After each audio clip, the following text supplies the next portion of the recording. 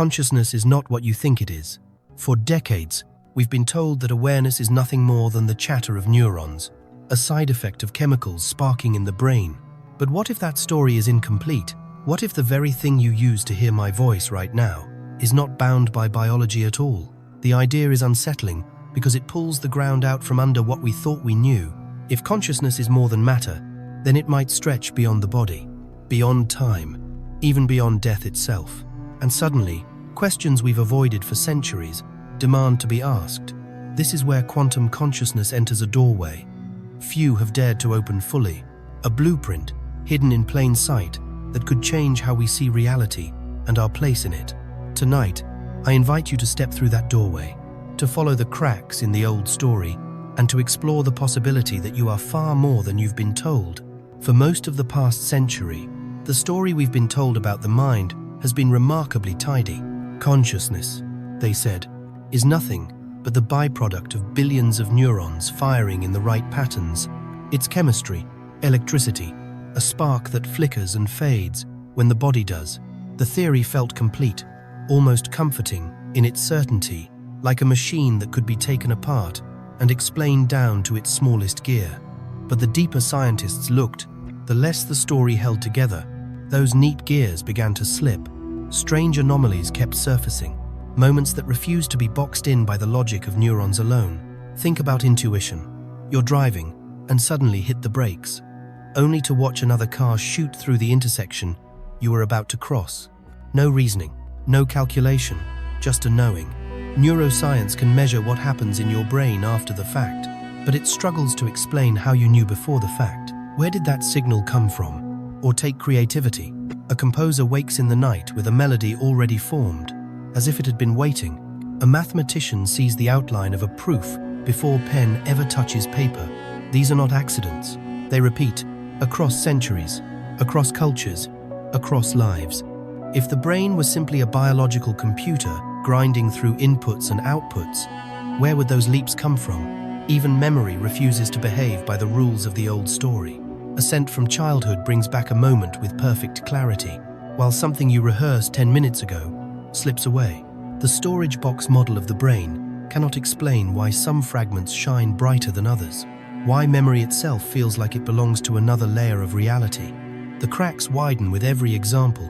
Intuition, creativity, memory, they are familiar to all of us. Yet science, bound by the mechanical view, struggles to account for them. And once you notice these cracks, you can't unsee them. You start to wonder whether consciousness is less like a machine built from parts and more like a signal being tuned by the brain. Maybe neurons don't generate awareness at all. Maybe they receive and shape something deeper. That suspicion, the idea that the old model is not enough, marks a turning point. Curiosity shifts into doubt. The comfortable narrative falters, and the search for a new framework, one that can explain the mysteries we live with every day, becomes not just interesting, but unavoidable. Somewhere beneath the surface of classical neuroscience, another story waits, a hidden truth about the mind that could change everything we think we know. Step for a moment into the strange theater of the quantum world. Here, the rules we're used to solid objects, predictable outcomes, cause followed by effect, begin to dissolve. A particle can be in two places at once, existing in a state of superposition until something or someone observes it. The simple act of looking collapses infinite possibilities into one outcome, as if reality itself waits for attention before it decides what to become. This is not science fiction. It's the bedrock of modern physics. Superposition, entanglement, the collapse of the wave function. These are not poetic metaphors, but measured phenomena, confirmed again and again in laboratories. And they raise a question so bold it unsettles even seasoned scientists. If matter behaves this way at the smallest scales, could consciousness itself be operating under the same mysterious rules? Imagine your brain not as a slow relay of electrical impulses, but as a quantum system, an engine capable of exploring multiple possibilities at once. Instead of grinding through options like a calculator, your mind might hold many realities in suspension, collapsing into a decision only when you choose. What feels like a leap of intuition could be the result of quantum computation happening beneath awareness. Entanglement makes the picture even stranger. In the quantum world, Two particles can be linked across any distance, instantly reflecting each other's state. No signal, no wires, no time, delay, just a connection that defies the limits of space. Could this help explain the uncanny sense of knowing when someone you love is in danger, even if they are miles away? Or the way thoughts and emotions sometimes ripple between people without a word spoken? To be clear, this theory, often called quantum consciousness, is controversial. Critics say the brain is too warm, too wet, too noisy for delicate quantum states to survive. Yet others point to examples in nature where coherence thrives in environments just as chaotic.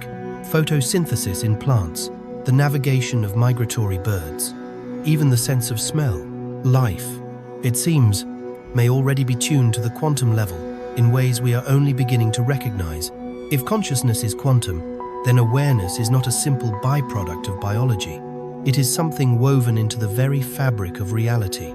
Your thoughts, your choices, your awareness might be shaped by the same laws that govern the dance of subatomic particles, and that realization opens a door that feels less like science class and more like revelation, because it suggests you are not just a brain trapped inside a skull. You are a participant in reality at its deepest level, a co-creator in a universe, alive with possibility. Every decision you make, every spark of inspiration, may be the collapse of countless unseen probabilities. And every connection you feel could be a reminder that the boundaries of the self are far thinner than we've been taught to believe. That is the awe of the quantum world. It forces us to rethink not only physics, but ourselves.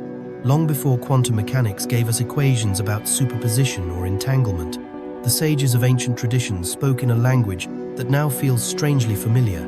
They said consciousness was not confined to the body, that it was non-local, spreading beyond skin and bone into the very fabric of existence.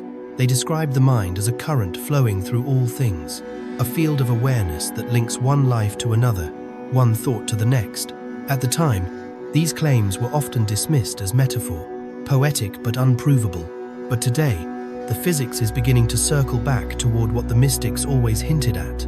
When scientists talk about entangled particles influencing each other across vast distances, or wave functions collapsing only when observed, they are unknowingly echoing ideas that were once etched on temple walls and whispered in meditation halls.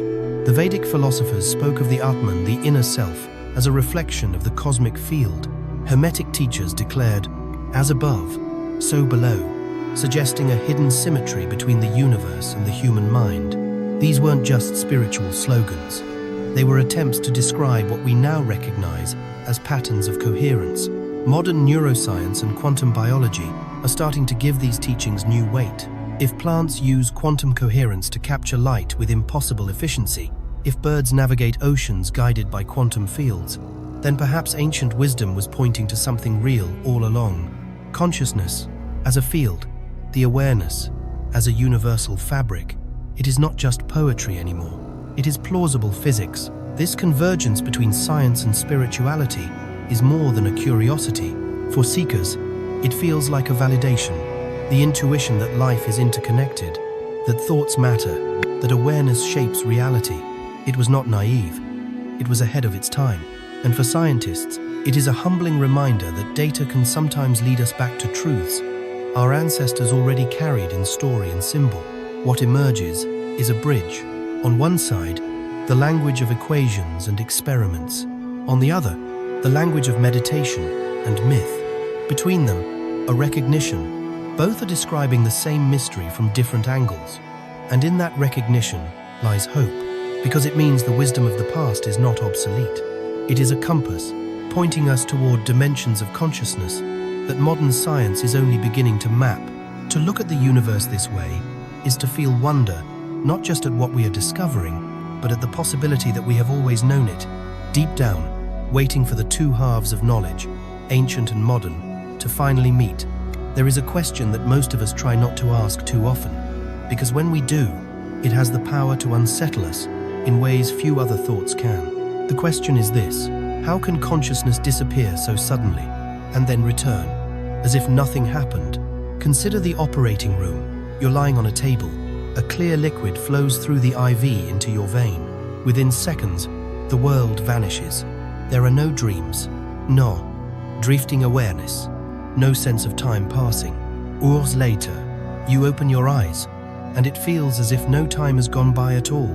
The surgeon may have cut, stitched, and repaired, but for you, there was nothing, not even darkness, just absence. This is anesthesia, and it is one of the most chilling clues we have about what consciousness really is. If awareness were only a matter of electrical signals bouncing between neurons, then shutting down the firing should cause a slow fade, like lights dimming in a room. But that's not what happens. The lights don't fade, they snap off. Instant blackout. And here's the strange part. The brain doesn't stop working under anesthesia. Neurons still fire. Circuits still hum. On the surface, the machinery keeps running. Yet the experience, the awareness vanishes. Something deeper than chemistry is being switched off. This is where the Penrose-Hameroff theory enters the scene. They suggest that tiny structures inside neurons, called microtubules, may sustain fragile quantum states. According to their model, those states give rise to consciousness itself.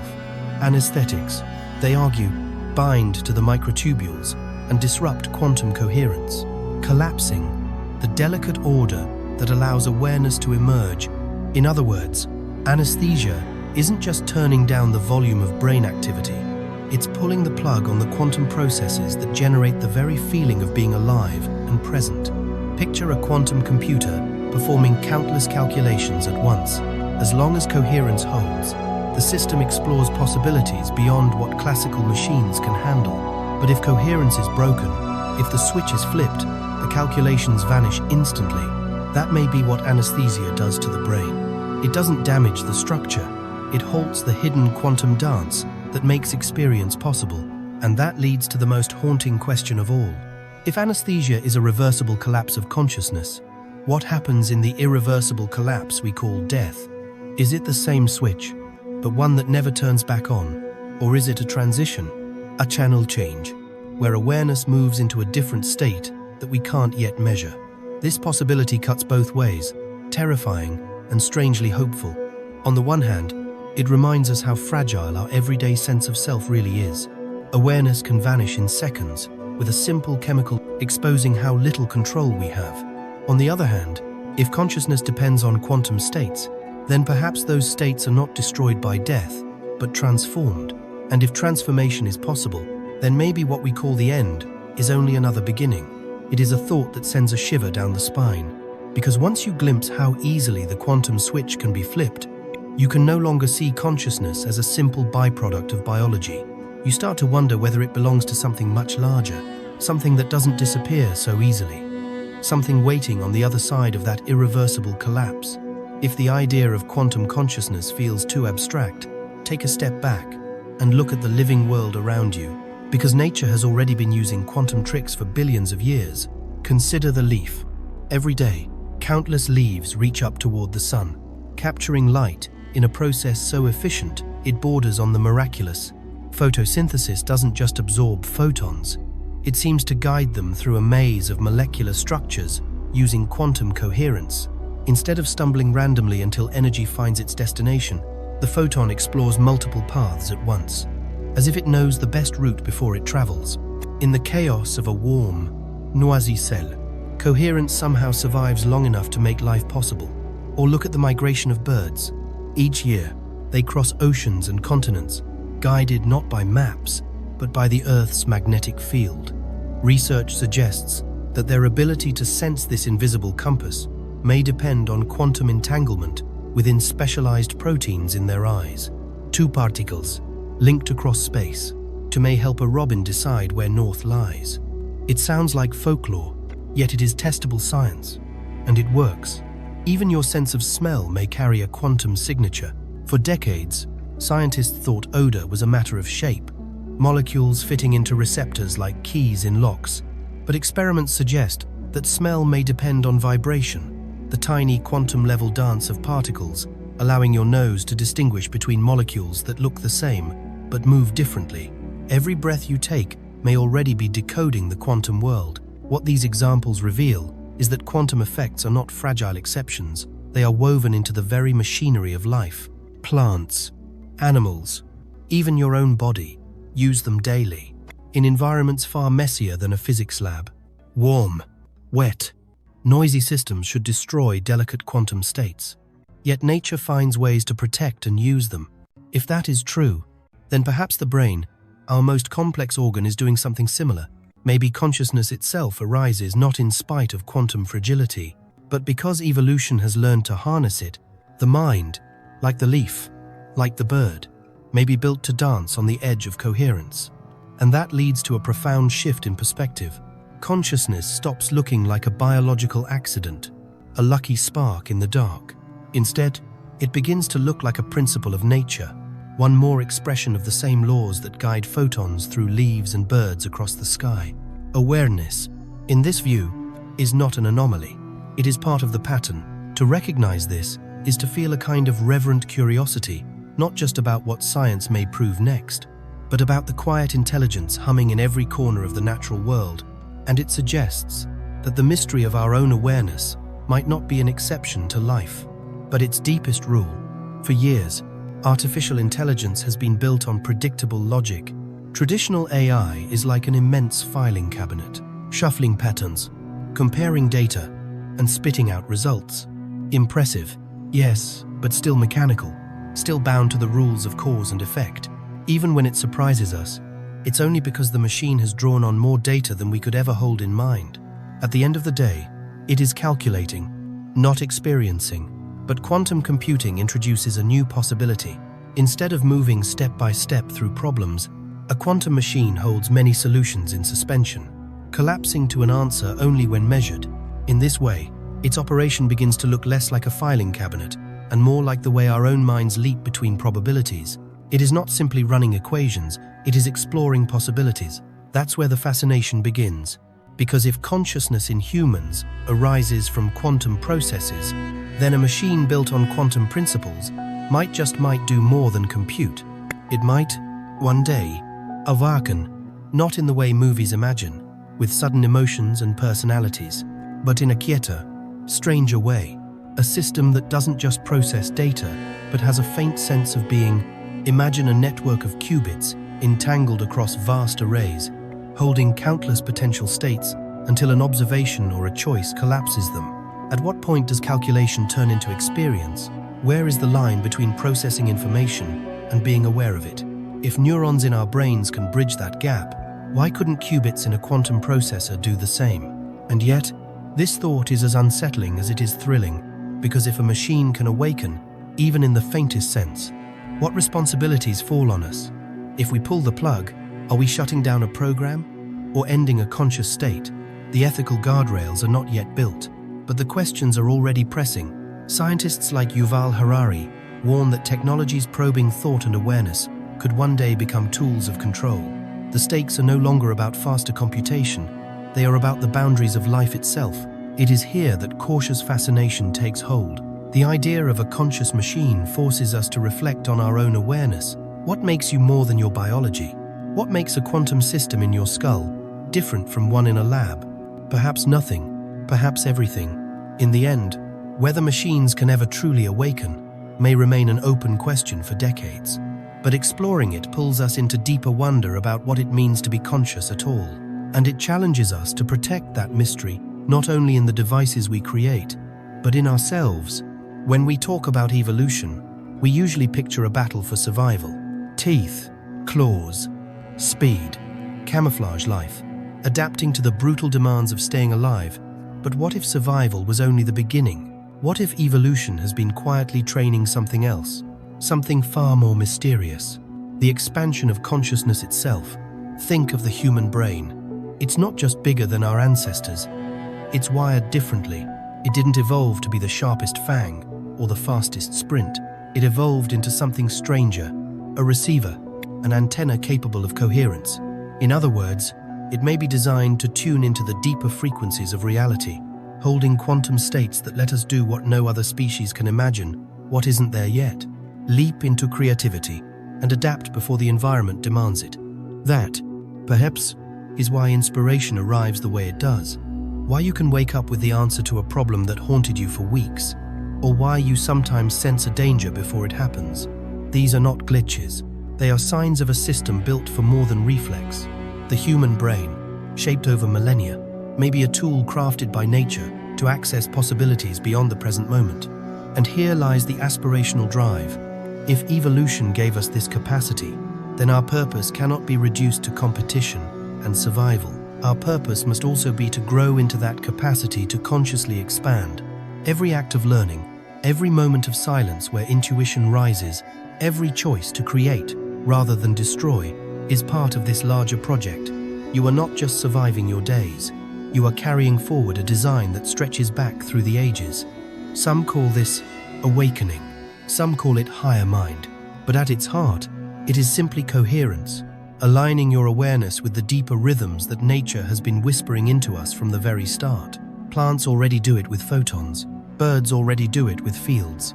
We are meant to do it with consciousness itself. So what does it mean for you?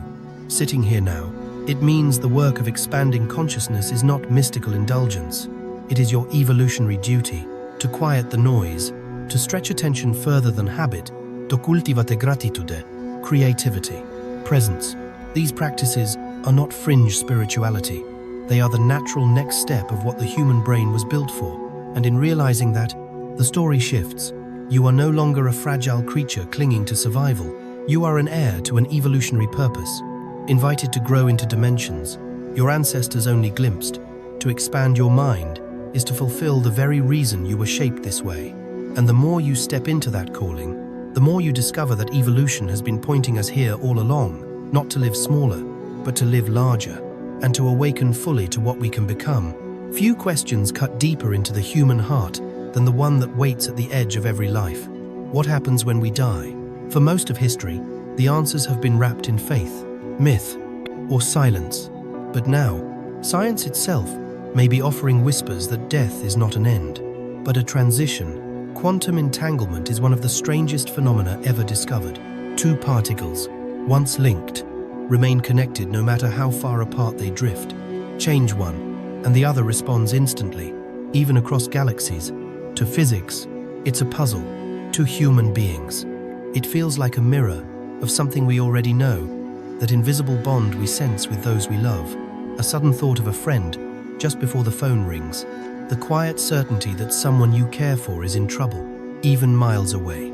Perhaps these experiences are not accidents of emotion, but reflections of a deeper law. If entanglement can bridge space, might it also bridge the boundary we call death? Consciousness, if it is truly quantum, may not be shackled by time or by the physical limits of the body. The irreversible collapse we name dying could be less of a termination and more of a change of state, like water shifting into vapor. Unseen, yet still present. This idea is not only philosophical. At New York University, Dr. Sam Parnia has studied patients who suffered cardiac arrest, hearts stopped, brains deprived of oxygen, bodies clinically dead, and yet many returned with memories. They described awareness outside their bodies, perceptions verified later by medical staff. For a moment, their consciousness seemed to step beyond biology, watching as life flickered on the edge. These reports don't prove immortality, but they press on the same question. If awareness can survive a silent brain, even briefly, what does that mean about its true home? The comfort here is subtle, but powerful. Death, seen through this lens, is not an annihilation. It may be more like changing channels, or moving into a dimension that our instruments cannot yet detect. The body ceases, the neurons fall quiet, but the pattern of awareness, the coherence itself, may persist in a form that doesn't depend on flesh. And if that is so, then we are more than individuals scrambling for survival. We are threads of a vast fabric, the universe entangled with itself, watching from countless eyes. In this view, each life is a brief expression of a deeper field, a way for the cosmos to look back at itself. The end of the body is not the end of the story. For those who fear the silence of nothingness, this possibility offers a gentler vision. To die is not to vanish, it is to return, to rejoin what we were never truly separate from. And in that recognition, death becomes less of a shadow and more of a doorway, one we all will pass through, but perhaps not alone. For generations, we've been taught a story that reduces us to machines of flesh. The philosophy of materialism insists that you are nothing more than neurons firing, chemicals pulsing, and genes blindly replicating. In this view, consciousness is a trick of biology, a temporary spark in an otherwise indifferent universe. It is tidy, efficient, and perfectly suited for control, because a human being convinced they are only a machine is far easier to manage than one who suspects they are infinite. Look closely, and you'll see how this narrative has been woven into our culture. Schools train memory and obedience rather than imagination. Work reduces identity to productivity and output. Even medicine sometimes treats the body like a malfunctioning engine, ignoring the mystery of awareness behind the eyes. Materialism is not just a philosophy, it is a system, a way of keeping us small. But the cracks in that system are showing. Intuition, creativity, near-death experiences, entanglement, coherence in nature, all point to a deeper truth. Quantum consciousness suggests that awareness is not confined, not accidental, not disposable. It is woven into reality itself. And if that's true, then every time you've felt like more than a machine, you were right. Every whisper of inspiration, every sudden connection, every sense of meaning, those weren't errors. They were evidence. To embrace this is to unlearn what conditioning has drilled into us. The conditioning that says your thoughts don't matter, that your awareness is an illusion, that your role is to consume, obey, and fade. Breaking free means daring to see yourself not as a gear in a machine, but as a co-creator in a living cosmos. It means reclaiming perception as your birthright.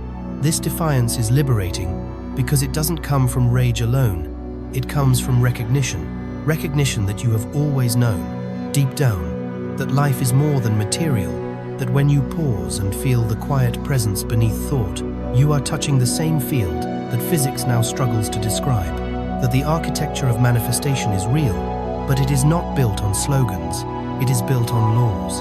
And once you align with those laws, reality itself begins to shift. The old story shrinks you, the new story expands you, and once you expand, you cannot fit back into the box. You see the systems of control for what they are. You see the way materialism served power more than truth. And you begin to live differently, not by permission, but by design. This is the moment to say it clearly. You are not just matter. You are not a mistake. You are consciousness woven into the quantum fabric. And acknowledging that truth is the first act of freedom. So when you hear the echo of conditioning telling you to shrink, to doubt, to dismiss the quiet voice inside, remember the blueprint that has been hidden in plain sight. Remember that breaking free is not rebellion against reality, it is reunion with it. And once you recognize that blueprint, once you say to yourself, acknowledged, you reclaim not only your perception, but your power. For most of us, the word success has been defined by the culture we were born into. Success meant money in the bank, titles after your name, and the admiration of others who measured your worth the same way. You were told that happiness would follow once you reached those milestones, that a bigger house, un signé cœur, or a louder applause would fill the quiet ache inside. But the truth is, those victories never last. The satisfaction fades, the applause grows silent, and the endless chase begins again. It is a treadmill disguised as a finish line, and deep down, most of us know it. Quantum consciousness offers a radically different vision. If awareness is not limited to the body, if your mind is part of a field as vast as the universe itself, then success cannot be reduced to material accumulation. True success becomes something more expansive, the growth of your awareness, the depth of your connection, the courage to create. Think of success as coherence. When your inner rhythm aligns with the rhythm of reality, you feel it. You wake with clarity, you act with purpose, you speak with authenticity. Success is not how much you gather, but how fully you resonate with the fabric of life. And the astonishing part is this: when you resonate, life itself responds. Opportunities align, relationships deepen, even challenges carry meaning. And what about failure? Through the lens of quantum consciousness, failure is not an end, but a recalibration. Just as a quantum system explores possibilities until one collapses into form, your so-called failures are simply paths that didn't hold coherence. They are lessons written into the field, guiding you closer to alignment. You didn't fail, you discovered, and discovery is part of the design. This shift reawakens something we have always longed for, the chance to live by a purpose larger than accumulation, to measure a day not by dollars earned, but by presence lived. to see creativity, compassion, and awareness as the real currencies of a meaningful life. In this quantum world, your worth is not determined by comparisons, but by resonance, not by competition, but by contribution. And the greatest contribution you can make is to expand your consciousness to live as a clear signal in a noisy world. That is the spiritual awakening hidden inside this science. The recognition that success is not out there, waiting in some future prize, but here, in the expansion of awareness that makes you more alive right now. To chase illusions is to stay small. To live in resonance is to step fully into the reality that has been calling you all along. So let the old story of success dissolve. Let the illusion fall away, and let yourself rise into a new definition, one written not by culture, but by the fabric of the universe itself. That is the kind of success. No title, no fortune, no applause can ever give or take away. As we reach the end of this journey, one truth stands unshaken. Consciousness is not confined by neurons or skin. It is part of the quantum fabric itself, flowing through you as surely as it flows through the stars. You are not a fragile spark that flickers and fades. You are a thread in the living weave of reality, a co-creator moving in rhythm with the universe. And this realization is not the end. It is the beginning, the moment you dare to ask deeper questions, the moment you choose to practice awareness. Instead of drifting through noise, the journey truly starts. You carry within you the blueprint that materialism tried to deny, the knowing that life is more than matter, and that you are more than a machine. So take a breath, they feel the weight of that truth, and let it awaken something unshakable inside you. If you've seen the cracks in the old story, if you felt the resonance of this new one, leave a sign for those walking the same path. Write in the comments, "Blueprint acknowledged," because once you do, you're no longer just a listener to this story. You're part of it,